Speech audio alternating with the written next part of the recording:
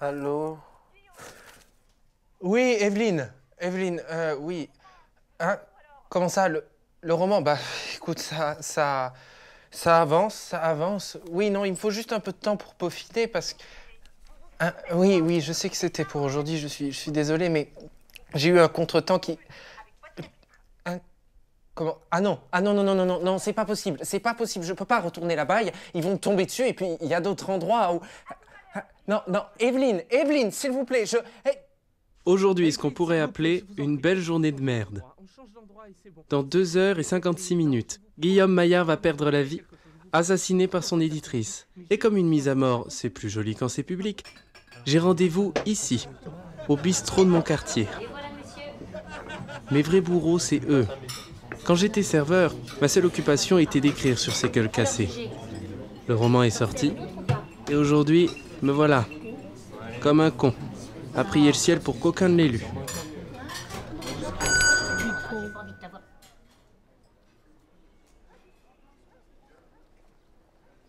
Et merde. Bonjour.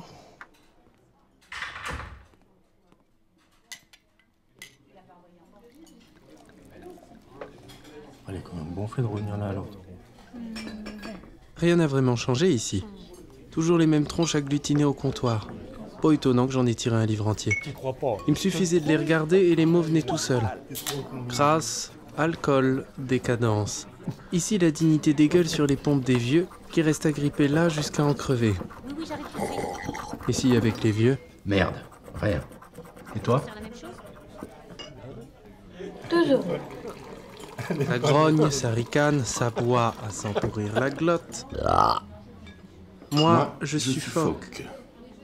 Je suffoque, étouffé par ces petites vies sans ambition, cantonné à un quotidien dépourvu de but, de sens et de raison.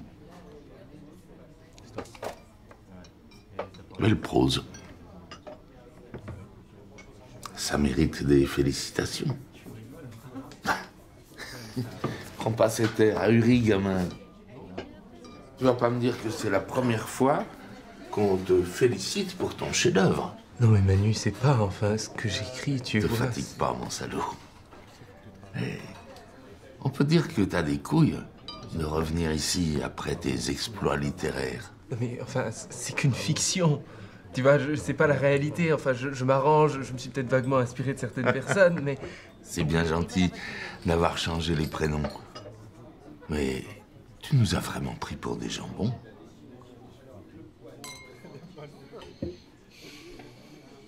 Mais en même temps, qu'est-ce que je pouvais écrire d'autre sur des gens comme vous? Non mais regardez-vous, ça a été un calvaire de vous servir. Il fait beau, il fait pas beau, il pleut, il neige. Moi, j'y bite rien, tout ça. Mais c'était hier? Mais non, c'était ce matin. Ah bon? Oui. Alors, il faisait beau, il neigeait, ensuite il pleuvait, il y avait toute la saison. Qu'est-ce qu'il vous faut? Un peu con. Articule. Il t'entend pas. Excusez-moi, j'ai pas compris. Un picon. Très bien. Tocard. Élégant. Justifié. Justifié? Ah, d'accord. On reprend depuis le début. Chapitre 1. La justice du chasseur. Parmi les invités de cette orgie d'ignorance, le maître de cérémonie trône au bout du comptoir.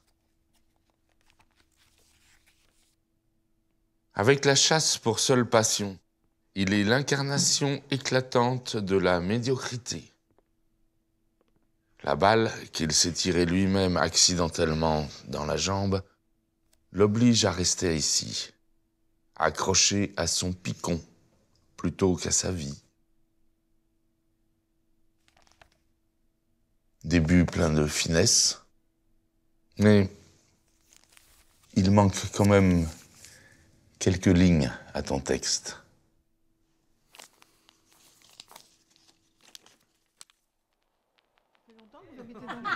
Quelques années, oui.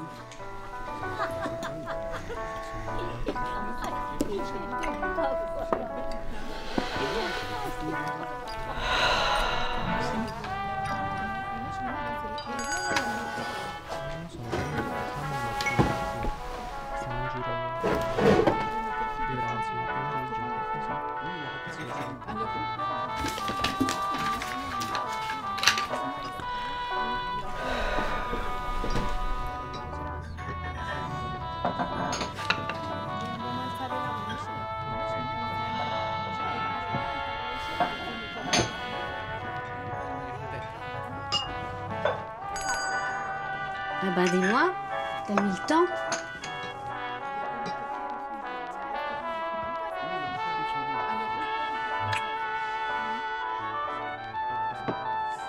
Je t'encaisse, Gégé.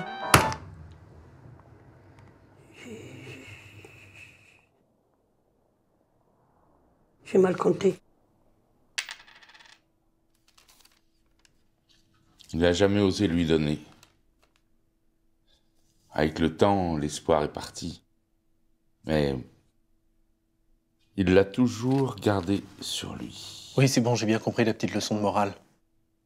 Pas tout à fait, apparemment. Chapitre 2. Le conte moderne de la vieille fille d'aujourd'hui. Ouais, on passe de l'alcool au transit d'amour à la vieille fille pathologique. Tu me fais une étude sociologique, en fait. Non mais regarde là, est-ce que t'as déjà vu plus superficiel?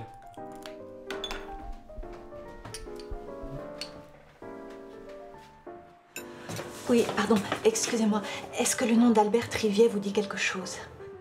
Non, désolé madame, ça me dit rien. Oh, mais c'est un réalisateur important, un grand brun, très élégant, avec des cheveux bouclés qui lui tombent sur les épaules. Non, désolé. Oui, il devrait être là. Ah mais le café Montmartre, c'est rue Gabriel, madame. Mais on est où ici? Au petit café Montmartre. Le café Montmartre, c'est en sortant à gauche, vous traversez le carrefour, et puis...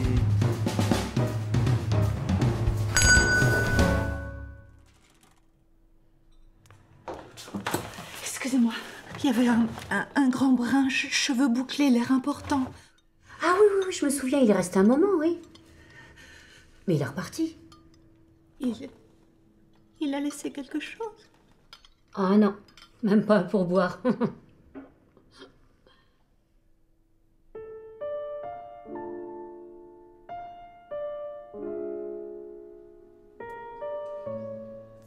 Le temps a passé. Elle est revenue chaque jour. Toujours à la même table pour attendre le rôle de sa vie.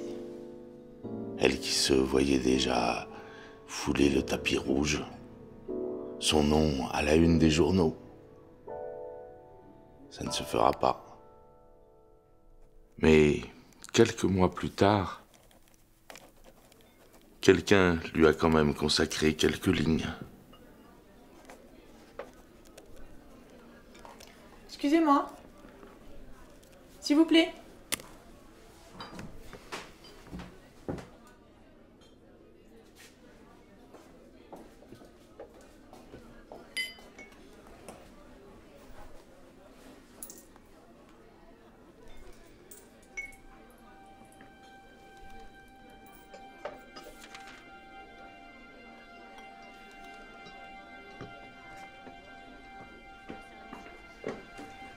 Il vous faut quelque chose?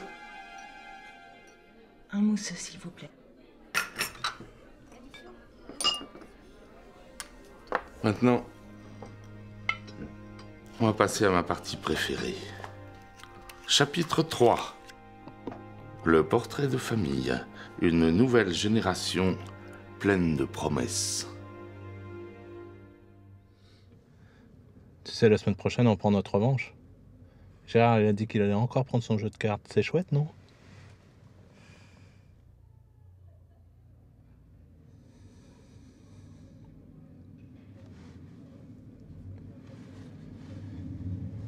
Tu sais, j'ai tout fait pour te voir depuis la rentrée, mais on m'en a empêché. Alors maintenant qu'on peut passer du temps ensemble, il faudrait éviter de le gâcher. Hein, bonhomme?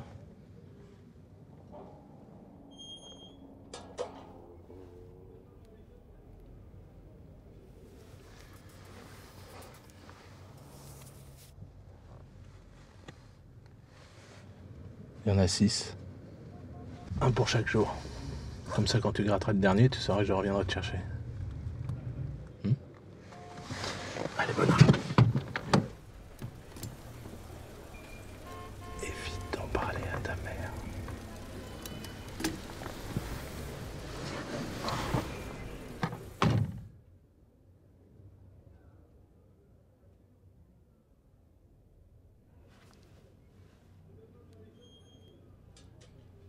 Il vit dans un appart miteux. C'est tout ce qu'il peut se payer. Aucun père ne voudrait voir son fils grandir dans un taudis pareil. Alors, le seul jour de visite que le juge lui a accordé, il l'emmène ici.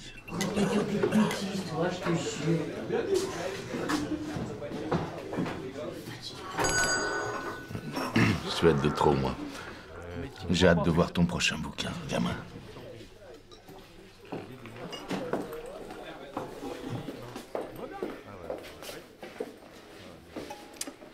Alors, ce petit retour nostalgique, ça a porté ses fruits?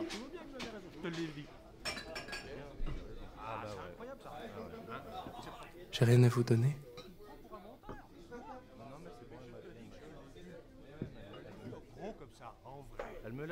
Mais j'ai un titre. De l'autre côté du comptoir.